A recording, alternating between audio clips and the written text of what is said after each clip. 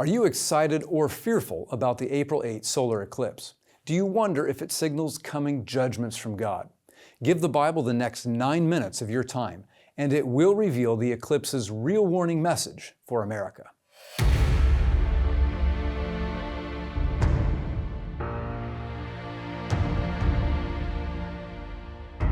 Millions of Americans are waiting for the April 8 solar eclipse with anticipation or fear. Does it signal a warning message of judgment from God? Will mega natural disasters soon strike this nation, cities be destroyed, or war erupt in the home of the free and the land of the brave? The Bible is clear, and its warning messages are not complicated. Let me share 3 unmistakable warning messages from this solar eclipse that every Christian in America should recognize. Warning message number 1. God is the creator of heaven and earth. The Bible begins by stating, "In the beginning, God created the heaven and the earth." The world and our nation have largely forgotten or ignored this most fundamental truth revealed in the Bible. On the 4th day of creation, God made the sun, and He made the moon to divide the day from the night. And God made 2 great lights, the greater light to rule the day, and the lesser light to rule the night. The sun and the moon should remind us every day that God is creator. There is a supreme king and judge that sits on the throne of the universe, and He deserves our love, our service, and our worship. The Bible says that God set the sun and the moon to rule over the day and over the night, and to divide the light from the darkness. In the Bible, light is often used as a symbol for truth, and darkness as a symbol for error and deception. The eclipse should remind us that error, deception, and rebellion can obscure even the brightest light of truth. The book of Revelation says, "Fear God and give glory to Him, for the hour of His judgment is come.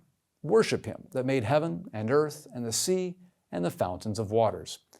The Creator will not be forever mocked by people or nations that claim to serve Him and yet live in rebellion against Him.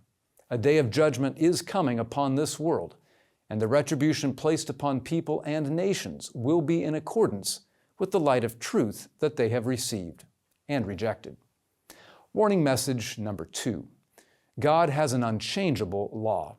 Psalm chapter 19 begins by stating, "The heavens declare the glory of God, and the firmament showeth His handiwork." God's power and glory are revealed in the visible things of creation. As any scientist will tell you, the universe operates according to fixed and predictable laws that govern everything from gravity to the combustion within stars like our sun. Without these laws, chaos would ensue. It would be impossible to study or learn anything about the world and the universe, and life simply could not exist. The exact time and course of a total solar eclipse is computable only because the sun, moon, and earth follow exactly their prescribed course by God.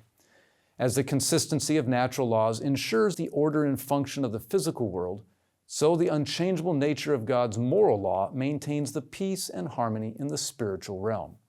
Psalm 19 continues, "The law of the Lord is perfect, converting the soul. The testimony of the Lord is sure, making wise the simple." The Bible describes God's moral law, the 10 Commandments, as a law of liberty, and that law is intended to be a great blessing for humanity.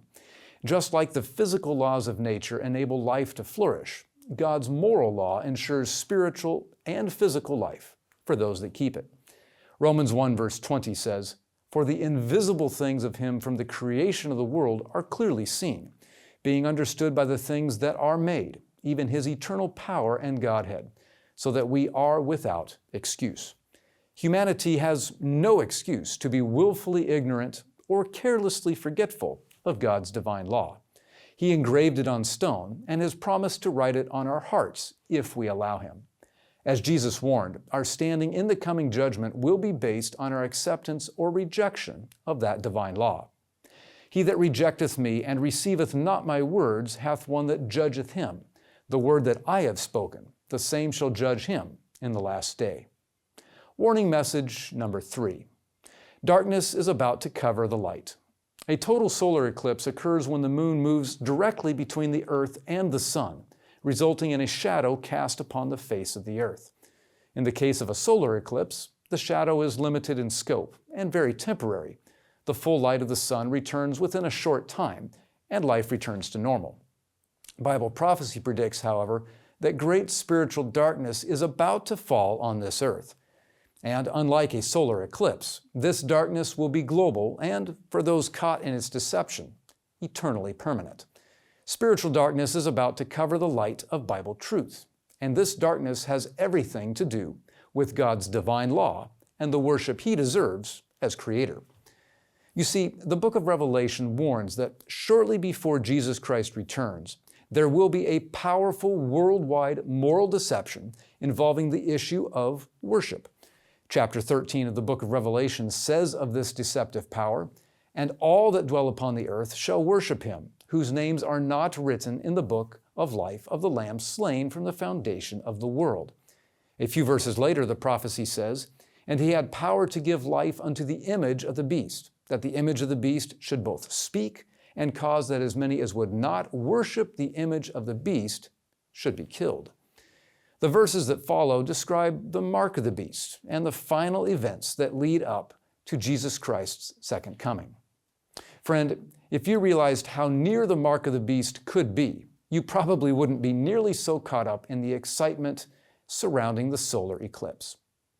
Great changes are about to sweep over this world, and many people will be caught in the spiritual darkness, unprepared to understand what the real issues are and unprepared to make the correct choices.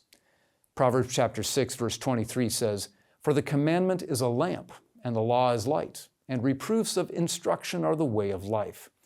The Bible predicts that the light of God's law is about to be completely extinguished from this world through deception and eventually through force. When this happens, God will arise in judgment, as Psalm 119, verse 126 says, "It is time for thee, Lord, to work, for they have made void thy law." Now for some good news. The Bible promises that even during this time of spiritual darkness, there will be people that stand in the light of truth. Check out this verse in Revelation chapter 14, verse 12. "Here is the patience of the saints, here are they that keep the commandments of God and the faith of Jesus." God has promised that you can, with His help, stand in the light of truth and in the light of His law, even when all around you is total and complete darkness. Do you want to know what the real issues are in the coming battle between good and evil? Do you want to know how this battle will be played out in America? Do you want to know how to avoid deception by standing on Bible truth? This book, titled The Great Controversy, will help you and your family understand all of these things. I'm not selling this book. It's a free gift from me to you. This book was written over 100 years ago. The Great Controversy masterfully explains church history over the last 2,000 years and powerfully reveals how Bible prophecy has been fulfilling in America during the last several decades. You need to get this book now, and I want to give you a free copy. If you live in the United States, I'll send you a printed copy for free while supplies last. If you live outside the United States, I'll send you a digital version. Follow the link in the description of this video to request your free copy of The Great Controversy today.